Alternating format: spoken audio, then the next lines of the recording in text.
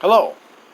So I'd like to talk today about some of the ways that people try to dismiss and shut you down.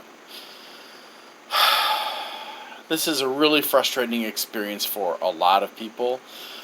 There are a lot of people online who are very, very intolerant, and some of them are downright mean and petty. So the dumber or less educated or brainwashed and indoctrinated people will react emotionally with insults and labels. Those are called ad hominem attacks. Racist or use racial slurs. They may call you racist, I mean. They may call you Nazi, fascist, communist, socialist, capitalist, gay, fag, homosexual, queer, lesbian, and other gender-related slurs or sex-related slurs. Leftist, bleeding heart liberal, lefty, demon crap, alt-left. Rightist, conservative, righty, republicard, alt-right, freak, retard, special ed, loser, idiot, moron, fool, Karen. I'm sorry, stepsister. I really hate that they use your name like that. Dummy, quack, conspiracy theorist, lunatic, crazy, or put up a picture of you or someone else wearing an aluminum foil or dunce hat. Now let's go back up a second to conspiracy theorist. Okay, conspiracy theorist is probably one of the least insulting of the ones on the list, because just because you have a theory about a conspiracy doesn't mean it's false. There have been lots of conspiracies, and there are always more going on. I mean, if you do research, it's amazing what you will find. So I don't mind being called a conspiracy theorist.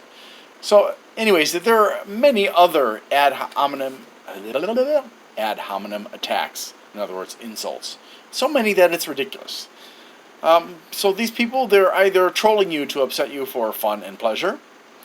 They're so indoctrinated that your topic or statement has triggered them and caused their amygdala, which is part of your brain that's very primitive and responds to emotions, and it takes control, and then you can't reason with them because they're emotionally triggered. When you're emotionally triggered enough, the amygdala prevents you from being logical, creative, having good memory, and so on and so forth, and even being focused. They may be a paid shill for a person, group, company, organization, or lobby. They may be so indoctrinated that they cannot accept the possibility that what they've been taught is wrong. They may lack any real knowledge on the topic, and they may just be spouting off because, well, they just don't like what they heard. They may be relying on an ideology to tell them what to think. For example, in Christianity, LGBTQ plus are sinners, and some of them think they should be killed, which is pretty stupid. And some of them have been taught hatred and intolerance towards specific groups. For example, the KKK, they hate blacks, Hispanics, Latinos, Catholics, Jews, and many other groups. Some of them will quote sources that are invalid, such as Breitbart and InfoWars, or Andrew Wakefield, in the case of autism and vaccinations, and other sources that, if you go from the mainstream internet to with all of its alt-facts websites and fake fact websites and people who are trying to rip you off by making you believe what they want you to believe so you'll buy what they want to sell you, and go to actual published research in peer-reviewed journals, you might actually see that the stuff that these guys are saying is often complete nonsense. Okay, they may reference religious tracts, even if science shows that these particular things are fact. They may point out current knowledge, especially in science and history, within their holy books, as if that proves that their religion is correct and had God-given knowledge eons ago. They may retreat into intolerant, religious, political, and or other insular gobbledygook. Catchphrases and catchy phrases they use include, "You're wrong. That's wrong. You don't know what you're talking about. You don't know the facts. You're dumb. You don't understand. Did you finish grade school? This is not about politics. This isn't about politics." Even when you didn't say anything political, or it is about politics in the first place, they'll say something like that. The person you're quoting, referencing, or referencing is a tool, an idiot, or a shill. You're going to hell for saying that! So the smarter and some of the less educated but generally more mature people will instead use devious tactics. They'll misquote you, often by using something you said out of context or by paraphrasing what you said so that it has a different meaning. I've seen that done a lot in politics. During the 2016 elections, during the 2012 elections, and so on and so forth. Oh my gosh, there are people that make it their mission to distort what somebody has said at a political rally or a debate or whatever.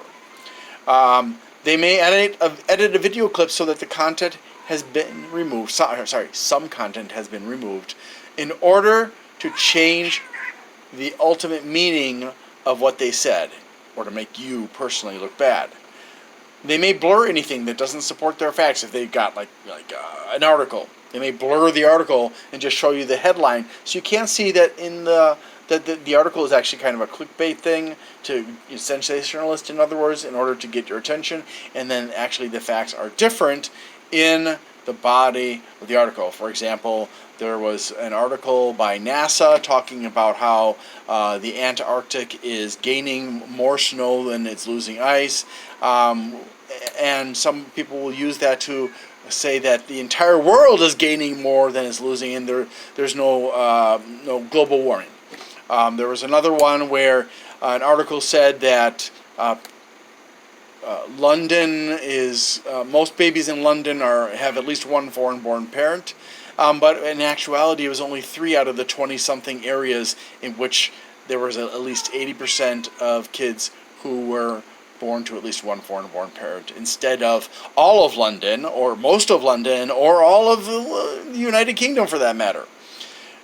So they may mix different things together in a creative way that has nothing to do with reality. They may quote alt facts, they may quote false facts and discredited sources.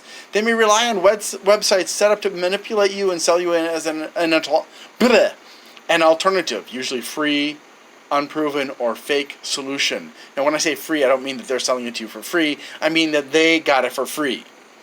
Instead of using actual research papers and experiments.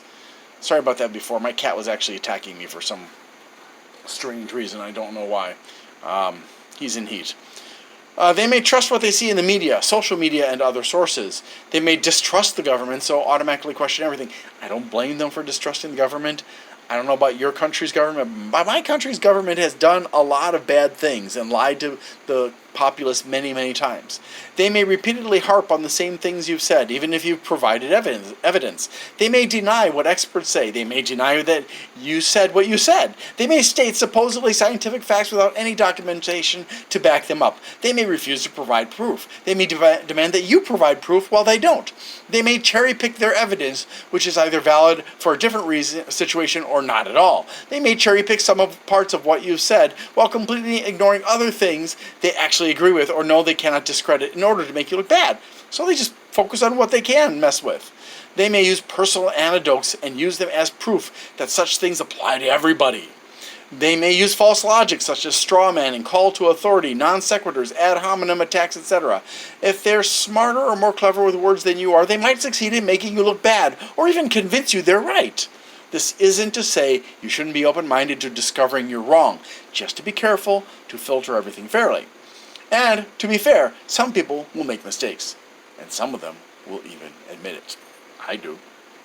I even say sorry when somebody can show that I was wrong. So anyways, look,